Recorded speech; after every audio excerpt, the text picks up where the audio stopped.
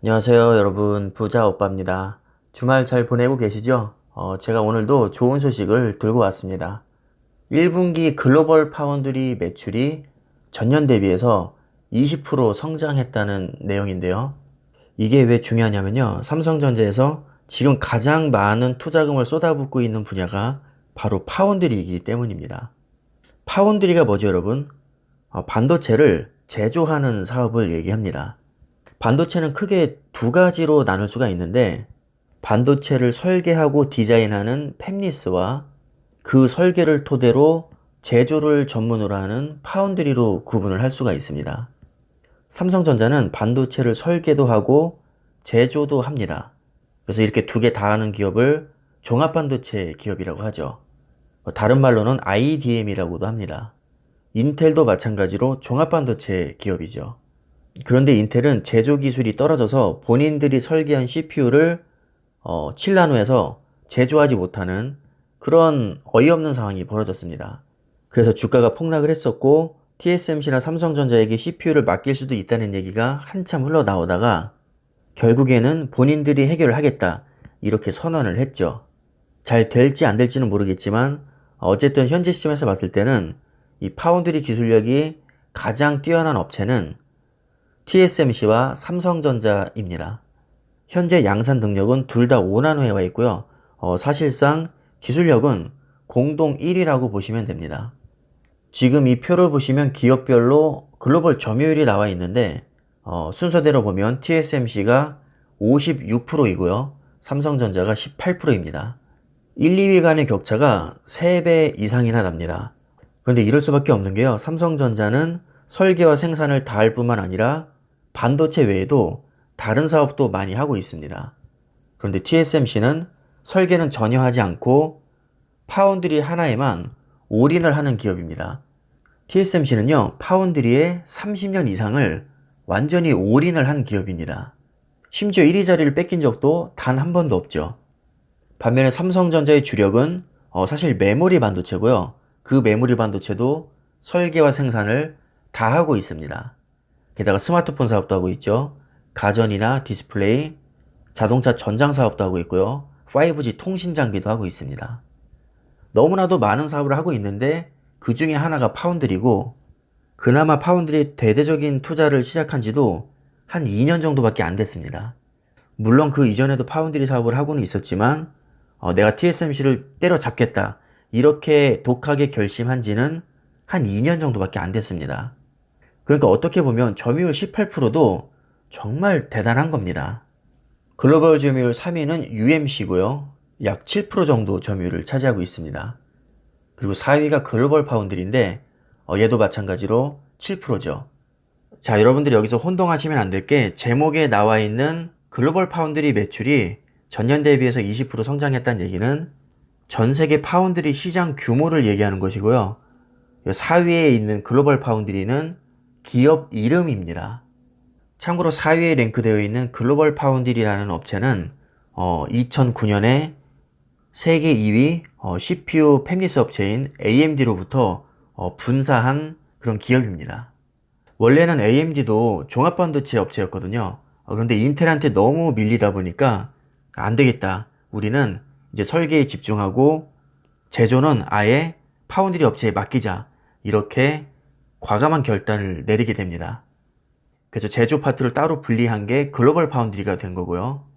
한동안은 글로벌 파운드리에 맡기다가 7나노 이하로 접어들면서는 글로벌 파운드리 기술력이 받쳐주질 못하기 때문에 TSMC로 갈아타게 되죠. 그래서 현재 AMD의 CPU는 TSMC에서 제조를 합니다. 인텔 CPU는 당연히 인텔에서 제조를 하죠. 종합반도체 업체니까요. 그리고 5위가 SMIC인데 약 점유율 5% 정도가 되죠.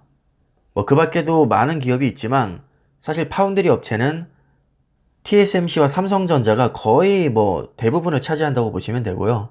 UMC나 글로벌 파운드리 그리고 SMIC는 약간 기술력이 떨어지는 기업입니다. 10나노 이하로 진입을 하지 못했죠, 아직.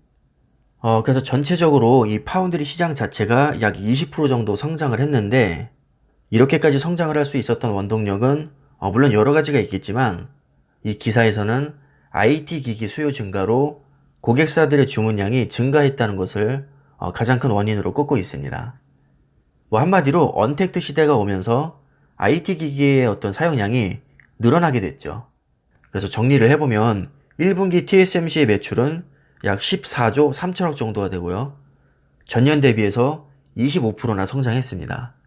더 놀라운 것은 전체 매출에서 5나노 공정이 차지하는 매출이 약 20%, 7나노가 차지하는 비중이 30%나 됩니다. 우리가 일반적으로 7나노 이하를 초미세 공정이라고 하거든요. 7나노부터는 일반 장비로는 만들 수도 없습니다. 한 대당 1,500억에서 2,000억 정도 하는 EUV 노광기가 없으면 7나노 이하는 할 수가 없죠. 물론 특수한 경우가 있긴 합니다. 기존 장비로도 최대 7나노까지는 가능하긴 한데 일반적으로 봤을 때는 7나노 이하를 EUV 영역이라고 하죠.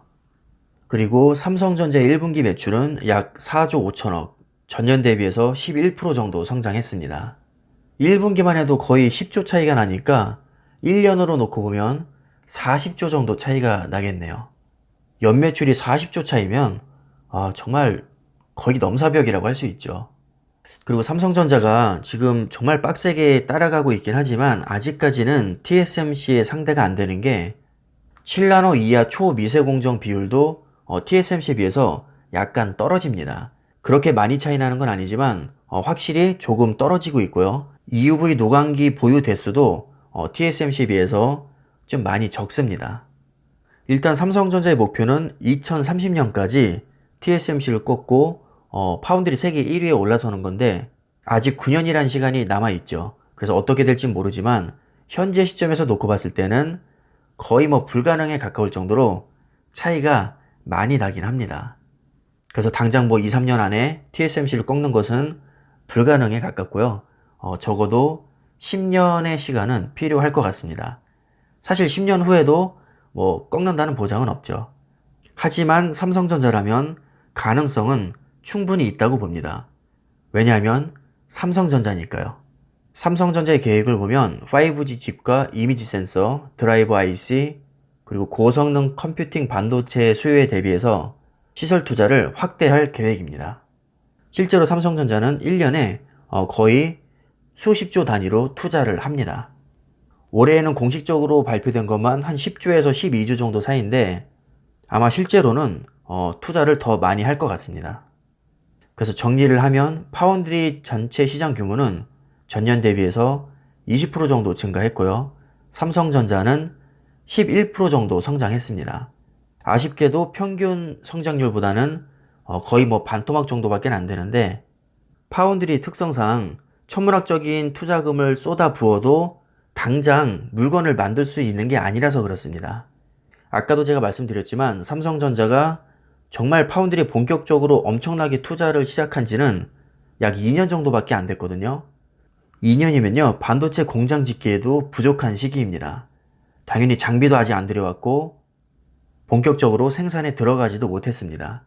그럼에도 불구하고 11%나 성장한 것도 저는 정말 대단하다고 생각합니다.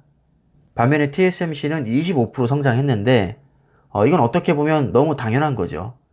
TSMC는 30년 동안 1위 자리를 뺏긴 적도 한 번도 없고 모든 투자금을 파운드리에 다 쏟아 붓습니다. 사실 이렇게까지 성장률이 높게 나올 수 있었던 것은 아마도 4, 5년 전에 투자한 게 성과가 나온 걸 거라고 봅니다. 삼성전자가 비록 11%라는 평균에도 못 미치는 성장률을 기록했지만 저는 굉장히 낙관적으로 봅니다. 왜냐하면 삼성전자는 지금 적극적인 투자 시기에 해당이 되거든요. 가시적인 성과가 나올 만한 시점이 아닙니다. 아직은. 아마도 가시적인 성과는 적어도 3, 4년 후에는 나올 것으로 저는 예상을 합니다. 반도체 공장 짓고 장비 들여오고 수율 잡고 이렇게 하는 데만도 엄청나게 오랜 시간이 걸립니다. 몇 달 전에 마이크론에서 정전 사태가 났을 때도 잠깐의 정전으로 정상화되기까지 몇 개월의 시간이 걸린다고 하죠. 그 정도로 반도체는 제조 공정이 매우 복잡하기 때문에 준비하는데도 시간이 굉장히 오래 걸립니다. 그래서 이런 특성을 우리가 고려를 해봤을 때는 삼성전자가 천문학적인 투자를 한다고 해서 뭐 당장 성과가 나올 것으로 기대를 하는 것은 좀 무리가 있을 것 같고요. 적어도 5년에서 10년 정도는 기다려봐야 진짜 승부가 날 것 같습니다. 이런 관점에서 봤을 때는 11% 성장한 것도 오히려 실망하기보다는 정말 대단하다고 저는 생각을 합니다. 삼성전자가 언젠가는 파운드리로 홈런을 칠 거라고 저는 굳게 믿고 있습니다.